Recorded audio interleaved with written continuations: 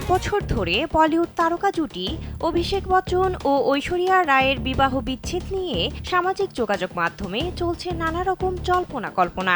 এমনকি গুঞ্জন উঠেছিল শাশুড়ি এবং ননদের সঙ্গে মনোমালিন্য ও পারিবারিক সম্পত্তির বিরোধের জেরেই নাকি শ্বশুরবাড়ি ত্যাগ করেছিলেন ঐশ্বরিয়া। অবশেষে এ নিয়ে প্রথমবার মুখ খুলেছেন Abhishek Bachchan.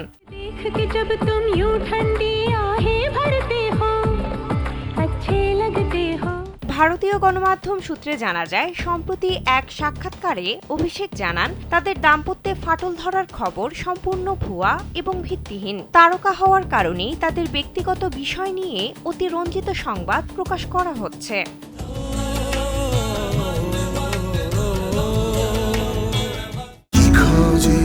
Sensation classic strawberry ও কফি ভ্যারিয়েন্টে। অভিষেক বচ্চন বলেন, তারকা হলে মানুষ আপনার সামান্য বিষয়কেও বাড়িয়ে তোলে।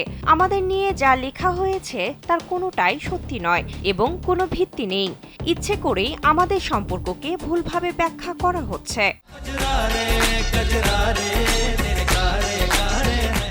এই অভিনেতা আরও জানান, তাদের সম্পর্ক অত্যন্ত মজবুত এবং দুজনেই এমন পরিবার থেকে এসেছেন যেখানে সম্পর্কের প্রতি গুরুত্ব দেওয়া হয়।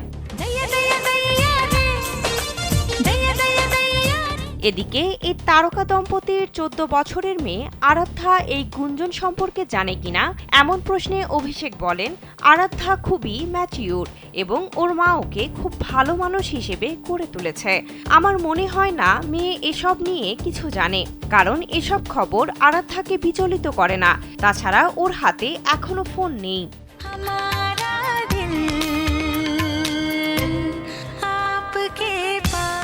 বিনোদন ডেস্ক, কালবেলা।